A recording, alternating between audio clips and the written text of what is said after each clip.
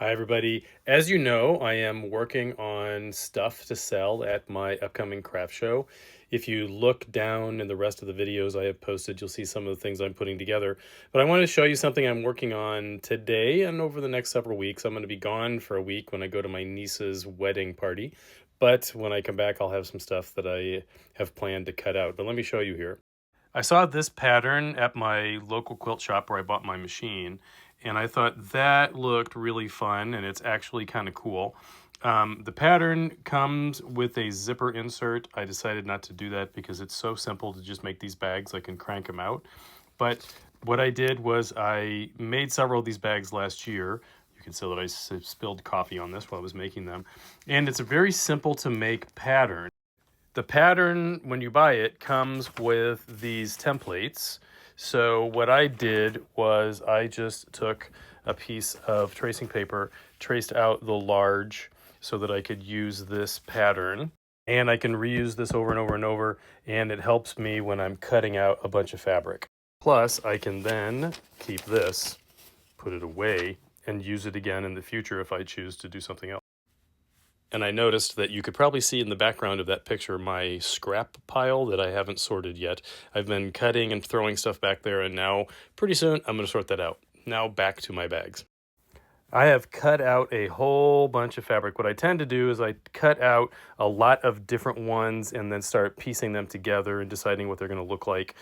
These I have not figured out the other patterns that are going to go with them because you've got to have 8 of these cut out. So you can have 2 of these on the outside. You can have 4 on these on the outside, whatever you choose to do. But I have all of these. These are not paired up with others yet, but I'll show you the ones that I have paired up that I'm going to do. I tend to work on things in a kind of assembly line manner. I have these fabrics that I'm going to probably cut out and make into bags. I was thinking about what I'm going to do with these, but let me show you the ones I've already cut out. So since you need 8 pieces, the pattern really can either be more or less complicated. You can either make it so that you've got the same inside fabric and outside fabric, or you can do something different. What I'm going to do now is I'm going to have 2 like this on the outside and 2 like this on the inside, and these are going to be the alternating fabrics. That's why I chose these to be the straps. I'll show you as I'm assembling them. Then I'm going to do another one with kind of a mermaid theme. These are going to be the straps that I've cut out, and these are going to be the alternating ones. This one here that looks kind of like fish, schools of fish. I have this pattern, which is different mermen and mermaids. And I have this one that I love, which is a bunch of mermen kissing and being together and things like that. This one was a really beautiful fabric that I got a lot of. But so this is going to be another bag. I'll show you how that one turns out. And I did another one, which is going to be much brighter. This is going to be alternating with this in order to make another bag. And I'm going to do on the outside / inside, because it's reversible. Let's say one side is going to be this pattern. The other side is going to be this combination of patterns. Like I said, you can do these either one at a time, or like I've seen a lot of people doing, I do this as an assembly line like I do a lot of the things that I make. So I'm going to make 3 of these today, and I'll show you as I'm doing them so you can see how they turn out. So you want to make sure that you have the pattern alternating. So that means it's going to, if you're going to have, let's say, 2 patterns on the outside and 2 patterns on the inside, you want to make sure that you set it up that way. Let me show you. You make sure that when you're pinning and you're getting ready to sew, that you have them set up exactly the same way. So I have this pattern on the bottom and this pattern on the top. That's the same way with this one, this one, this one. I do that with all of these. And that way that when I sew them together, you're going to be able to see that this side will go to the opposite one of these when we do the pattern. I'll show you what I mean in a second. So the pattern says that they want you to press it. I don't usually do that when I'm making these because I like to just whip them out, and I feel like finger pressing as I'm going along does well, but let me show you how I did this so far. So I've sewn these all together. As you can see, everything is done like this. These are all sewn together. So let me show you how you sew the whole thing together. The reason why I said that I always try to lay them the same way when I'm assembling for sewing, right sides together like this, right sides together like that, sewing on the same side, is because now this is how it opened up here, and this one is going to open up and go like this. So now see, these are alternating. So now what I'm going to do is pin all of these and the other ones that I did together and sew all the way around. Okay, now I have all of them sewed together. I'll show you the way they kind of look, and then I'm going to do the next step.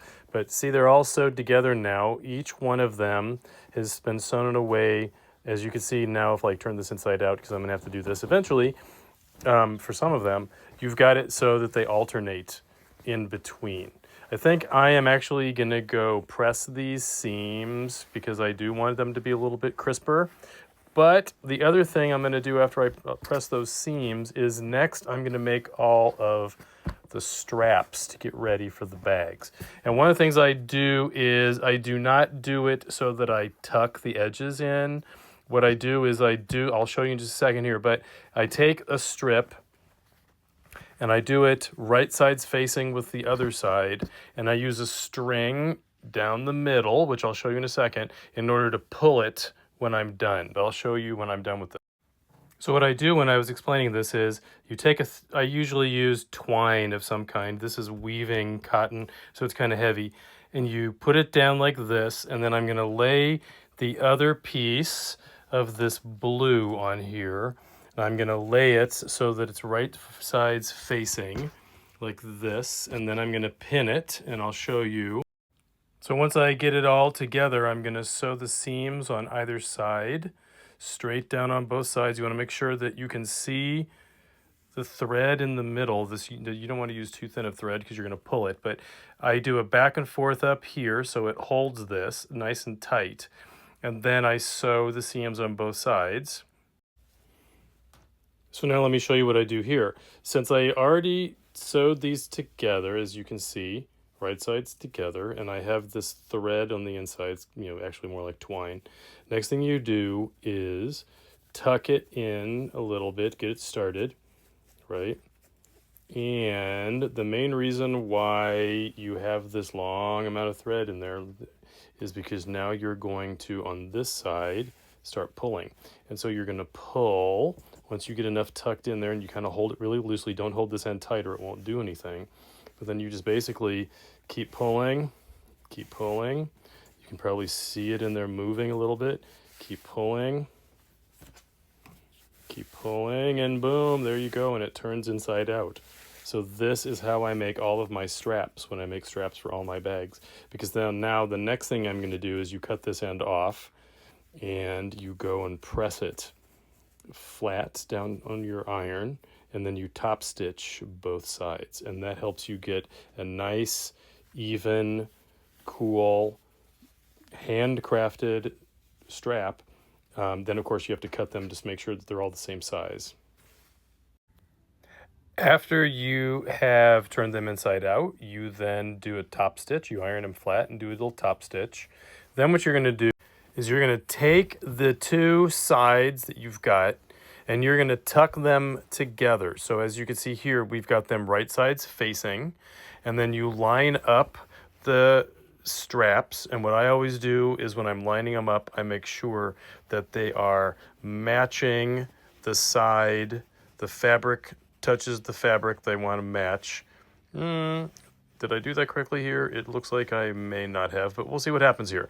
And then when you sew it together, you then pull this out. And now it's finished. This bag is kind of big and floppy, which I really like. And as you can see, it's reversible. And that's what I love about these bags, is that they're nice and roomy and you can keep all kinds of stuff in it. My friends that have taken these bags to the market have told me how much stuff they can get in there. I did this blue one, which is really nice, and it's reversible too with a different lining.